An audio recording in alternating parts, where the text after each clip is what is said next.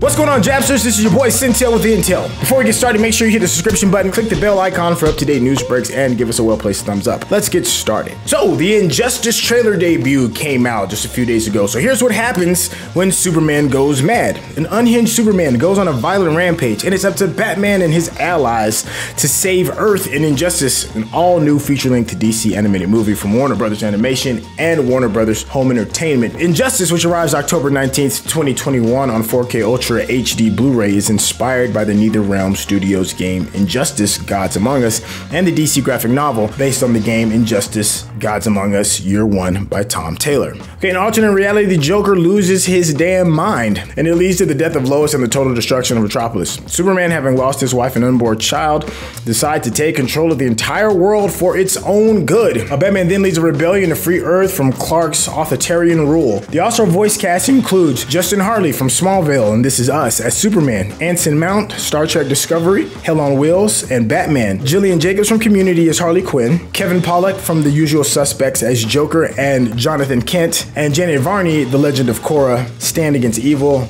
as Wonder Woman. Injustice will be available on Tuesday, October 19th on 4K Ultra HD Blu-ray Combo Pack, Blu-ray, and digital. Star Wars reveals stunning new posters highlighting 9 episodes of Visions. The anime anthology series is just weeks away and will consist of 9 episodes telling wholly original stories featuring a star-studded voice cast, and it will be produced by some of the biggest and best names in Japanese anime. The recently released trailer for Visions teased what this innovative series can be, with each episode taking on a completely different art style from the one before. Studios like Studio Trigger, who did Kill la Kill, and Kamikaze Dojo, who's doing JoJo's Bizarre Adventure, are just 2 of the animation houses that will be trying their hand at a galaxy far, far away. So now, with less than a month away before Star Wars Visions is put into the world, a new piece of promotional art is taking center stage on the marketing beat. If anything, Star Wars Visions is going to be visually beautiful. As if the recently released teaser trailer wasn't stunning enough, the fine folks over at Disney Plus took a moment to drop a poster like this. Everything on this piece of promotional art has been seen, but seeing it all mashed up together in that typical Star Wars poster style is something else. Of the characters blazing across the elegant white background, fans should be able to pick out Ronan from the Duel at the very bottom, the shadowy armored figured Am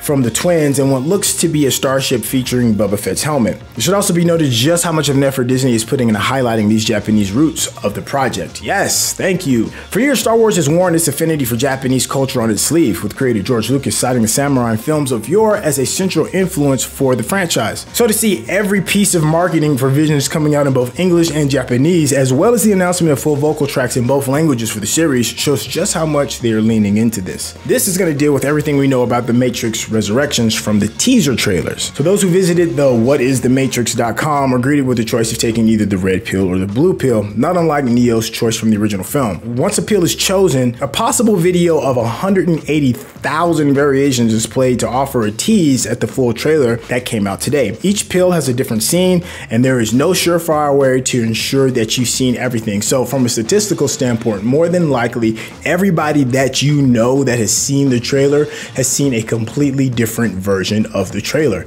Yo, that's really brilliant to me. If you choose the red pill on whatisthematrix.com, Yahya Abdul-Mateen's voice can be heard over the many possible scenes that might appear. Now, we don't know who he's playing. Some of the scenes hint that he could be a new version of a beloved character. For those who need a refresher, Neo took the red pill in the first Matrix after Morpheus says, "You take the red pill, you can stay in Wonderland, and I'll show you just how deep the rabbit hole gets." While we do get glimpses of Neo in the red pill scene, Abdul-Mateen's character has some of the most intriguing moments. One including him not only staring at his own reflection in the mirror with a sense of disbelief, but it also shows his fingers appearing to pass through that mirror, which is similar to another scene in the Blue Pills collection. Another, which is one that probably raises the most questions, sees him being built and or rebuilt by some kind of machine. So there's that and many more in both the red and the blue pill scenes. There's a lot of Easter eggs that are showing Abdul-Mateen and a lot of familiar positions, familiar encounters that will lead you to believe that this is going to be Morpheus. Lawrence Fishburne doesn't appear to be returning to his role as Morpheus, but The Matrix Online may be the key to not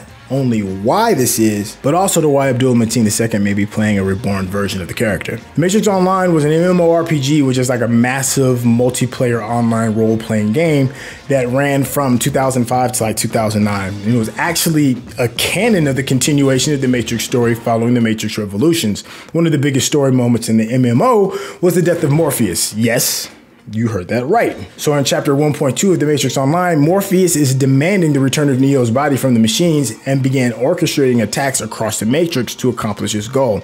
During one of those attacks, Morpheus is killed by a gunshot from a character known as the Assassin, who had bullets with a kill code. Sure, anything can happen and Fishburne could still return, but it's an interesting rabbit hole of its own to go down. The red pill scenes also include a few glimpses of life outside the Matrix, and we see a flying ship that's not totally unlike Morpheus' ship, the Nebuchadnezzar from the original films. We also see characters being attacked by Sentinels. Another scene that may be from outside the Matrix is a glimpse of the character's eye. What of note in the image is that the eyelashes appear to be mostly gone and could be looked at as a character, possibly Neo, waking up from the Matrix. So in the first movie, Neo wakes up in a pod and has no hair, and this could be a similar situation. So other scenes include characters getting jacked into the Matrix, glimpses of Trinity and Jessica Henwick's character, Neo walking towards the stimulant coffee shop that was mentioned in the Comic-Con footage that screened recently, and Jonathan Groff's character having his mouth sealed like Neo's was in the original. Blue pills also show up in multiple teasers, and one in particular looks to have Neo pouring a ton of them down in the sink, possibly as he starts to remember his past.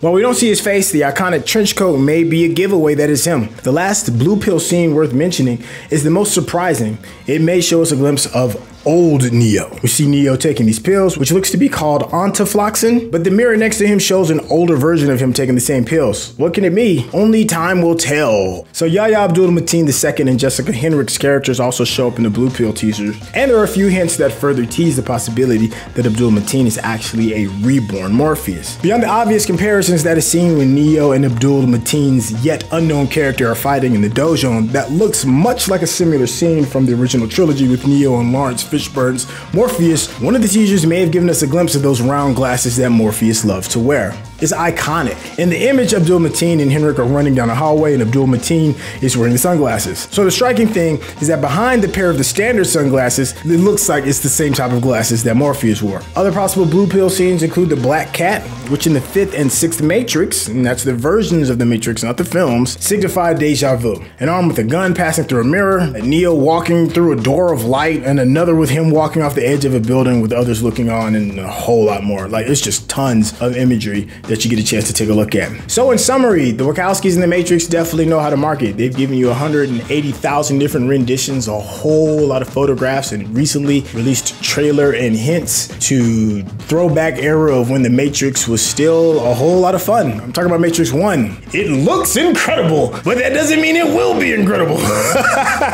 But I'm here to see how it all turns out. Oh, and one more thing, make sure you check out some of the teaser reaction reviews that are already created on this channel by Jabby himself. His stuff is always thorough, it's always funny, and it's always entertaining. I promise you, you'll be happy you did it. All right, I'm officially done breaking your brain. This is the scoop for the day. Thank you for hanging out. Hey, make sure you hit the subscribe button and click the bell icon to receive up-to-the-minute updates. There's also a nifty little thumbs up button that you can hit as well. This is Sintel with the Intel, and I'll see you tomorrow. Peace out.